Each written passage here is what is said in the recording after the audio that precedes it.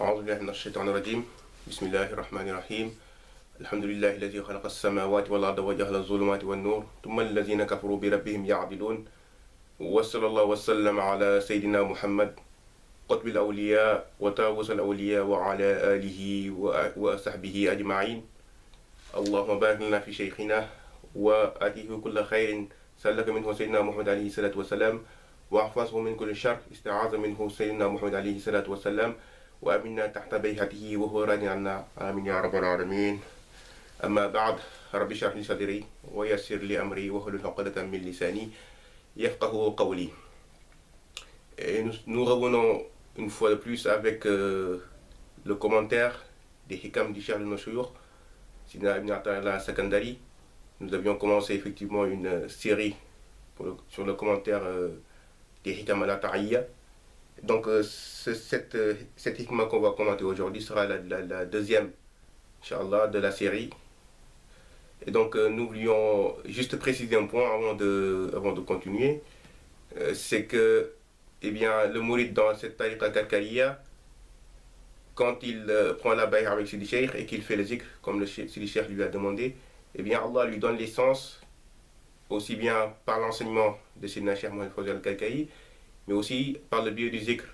Et donc, alhamdoulilah, cet enseignement, quand il a atteint un certain point, que le cheikh lui demande d'aller lire des livres, quand il retrouve exactement ce qui se trouve, ce qu'il a compris dans les livres qui ont été écrits par les chouïrs d'avant, ou même il retrouve d'autres sens que lui-même n'avait pas pu, des sens qu'il avait compris et qui n'étaient pas dans ses livres encore. Donc tellement pour dire que l'enseignement de notre cher Sidi Mohamed Fawzi al-Karkari est totalement authentique et qu'il est dans la lignée des chouïrs de la Chaziliya. Et si nous sommes concentrés pour l'instant sur les hikam qui parlent de la lumière divine, c'est justement pour montrer aussi que le fait de voir ces lumières-là, le fait de les voir et d'en faire la base du cheminement du Mouride est une chose qui est connue dans le Tasawwuf et qui est connue dans la tariqa Chaziliya. Donc quand on voit que le cheikh Ibn Ata'illah Sakandari, qui donc est le deuxième cheikh après Sidi Abul Hassan al-Chazili, il a fait toute une partie de ses hikam où il ne parle que de la lumière. Cela veut dire tout simplement que la lumière est une chose très importante dans le cheminement du Mouride et même on peut dire que la lumière est la base même du Tasawwuf. Donc c'est bien sûr pour mettre en exergue ce point-là que nous sommes concentrés sur le commentaire de ces hikam qui parlent de la lumière. Donc la hikmah dont on va parler aujourd'hui est la suivante. Man ra'a al-kawn wa lam yashhadhu fihi aw 'indahu aw qablahu aw ba'dahu faqad a'wazahu wujud al-anwar. Faman ra'a al-kawn wa lam yashhadhu fihi aw 'indahu aw qablahu aw ba'dahu faqad a'wazahu wujud al-anwar. Donc si on voulait traduire cette hikmah, on dirait celui qui voit le monde ainsi que tout ce qui est en existence et ne le voit pas lui-même, donc ne témoigne pas de lui, donc c'est-à-dire Allah en fait, il parle d'Allah et qui ne voit pas Allah dans cette chose, dans ce monde-là, ou près de ce monde-là, ou avant ce monde-là, ou après ce monde-là, eh bien il a été, il a été privé de la vision, privé de la vision donc des lumières divines. Donc celui qui voit le monde, celui qui voit le monde et ne voit pas Allah dans ce monde-là, près de ce monde-là, avant ce monde ou après ce monde, eh bien il aura été privé de l'existence des lumières. Donc qu'est-ce qu'on comprend de cette hikmah? C'est tout simplement que le fait que le monde, comme on l'avait expliqué dans la hikmah précédente, que le monde est créé de la lumière d'Allah et que la personne sincère, c'est la personne qui a vraiment atteint le point de l'ihsan et celui qui voit le monde et ne voit dedans que la lumière d'Allah. Et donc ce que nous dit le cheikh, c'est que en fait dans cette lumière d'Allah, la personne elle-même ne doit voir que Allah lui-même qui est le seul qui agit. Donc c'est pourquoi il dit donc celui qui voit le monde et ne voit pas en fait les traces de l'action d'Allah dans ce monde-là, eh bien lui il aura été voilé des manifestations lumineuses. d'Allah. Et donc, dans cette station, on peut dire qu'il y a trois types de personnes. Et donc, il y a d'abord les personnes qui elles-mêmes ne voient pas ces lumières et même nient que ces lumières existent. Donc ça, disons que c'est le commun des gens, ou bien le commun aussi bien des musulmans que des gens qui ne sont pas musulmans. Ensuite, il y a ceux qui savent que cette lumière existe, mais en fait voient d'abord les choses existantes avant de voir la lumière d'Allah derrière ces choses-là. Ceux-là sont les gens qui sont dans le cheminement, qui savent effectivement, qui ont reçu donc une part de la lumière d'Allah, qui savent que cette lumière est tout ce qui existe, mais en fait ne peuvent pas vraiment, du fait donc des voiles qui les séparent encore de cette lumière, ne peuvent pas voir instantanément ces lumières d'Allah. Et enfin, il y a la troisième catégorie de personnes qui sont les gens qui seront déjà anéantis dans la lumière d'Allah et ne voient que la lumière d'Allah. Donc ces gens-là, quand ils regardent les choses qui sont en existence, eh bien, ils voient d'abord les lumières d'Allah, ils voient d'abord l'action d'Allah avant de voir les choses, avant de voir les créatures.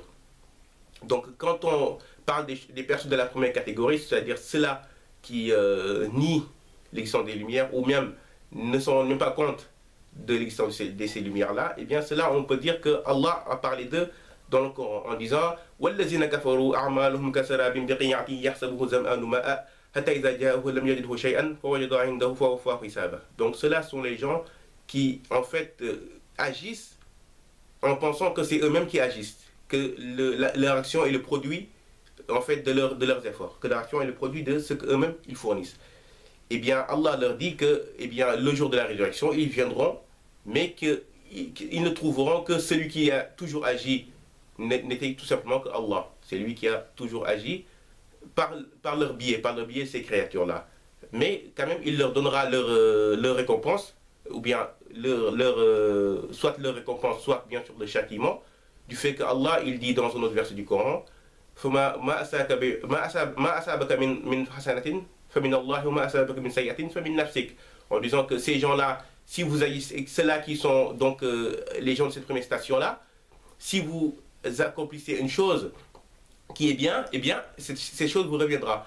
Et si cette chose en fait vient d'Allah, mais que si vous accomplissez une chose qui est mauvaise, eh bien, vous ne pouvez vous en prendre qu'à vous-même. C'est-à-dire que ces gens-là, puisqu'ils ne savaient pas tout simplement que le seul qui agissait était Allah, eh bien, ces gens-là, Allah après leur avoir montré que c'était lui seul qui agissait, tout simplement, il leur fera leur compte, c'est-à-dire soit il leur fera entrer en enfer, soit il les fera entrer au paradis selon leurs actions. Quant aux gens de la deuxième catégorie, ce sont les gens là qui sont dans le cheminement vers Allah. Donc on peut dire que ce sont les mourides. Ce sont les mourides qui sont dans la présence d'un cheikh qui les éduque.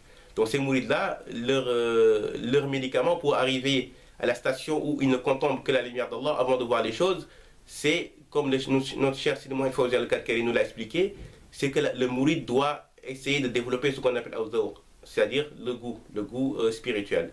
Le mouride doit essayer déjà en lui-même de regarder les choses qui l'entourent et de s'efforcer de voir dans ces choses-là que la lumière d'Allah. Donc de telle sorte que jusqu'à il arrive à un certain point où il verra la lumière d'Allah avant de voir la chose qui est manifestée dans cette lumière-là. Les gens de la troisième catégorie sont bien sûr les gens du fana, sont les gens qui ont atteint le plus haut degré de la spiritualité.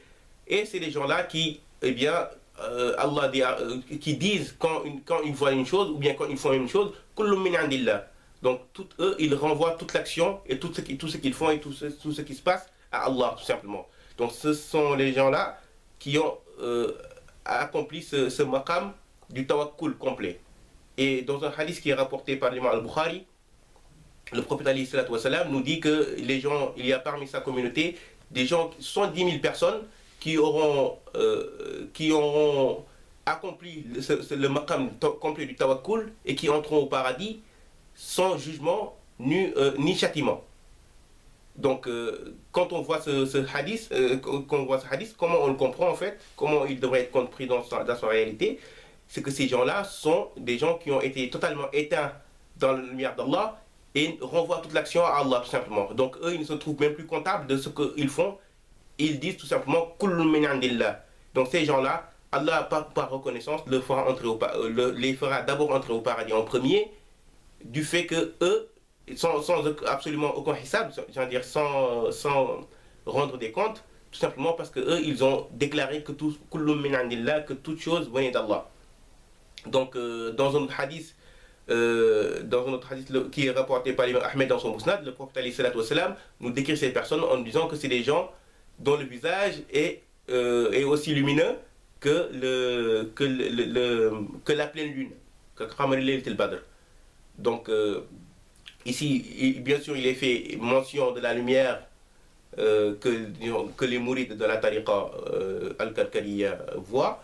Donc cette lumière-là qui, comme on l'avait expliqué dans d'autres vidéos, qui commence à l'état de petite étoile et qui grandit jusqu'à prendre la taille d'une pleine lune. Donc ces gens-là qui se seront totalement éteints dans la lumière d'Allah et dont la lumière aura atteint effectivement ce degré de grandeur comparable à la lune, ces gens-là, eh bien, ils seront totalement déchargés, donc puisque eux, ils sauront tout simplement que les choses qu'ils font viennent d'Allah, puisque toutes choses qu'ils verront, avant cette chose-là, ils verront la lumière d'Allah qui est manifestée.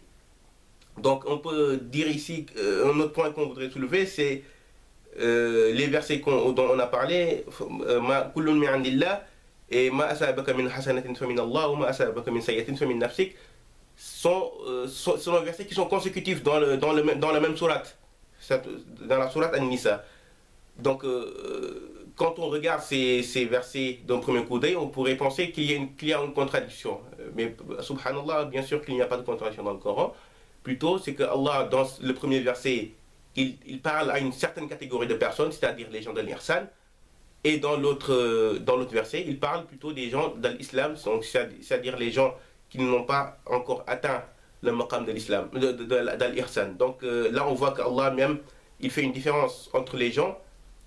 Et il fera encore une différence en disant وَكُنْتُمْ أَزْوَاجًا ثَلَاثًا. Donc vous serez trois groupes, alors qu'on sait que normalement il n'y a que le paradis et l'enfer, il n'y a comme destination que le paradis et l'enfer. Mais quand même Allah il fait une différence en disant que les gens qui ont atteint l'Ihsan, ils seront dans un degré plus grand. Donc c'est ce qu'on voulait dire à propos de cette hikmah. Et Inch'Allah, nous reviendrons avec d'autres hikam pour développer plus ce thème.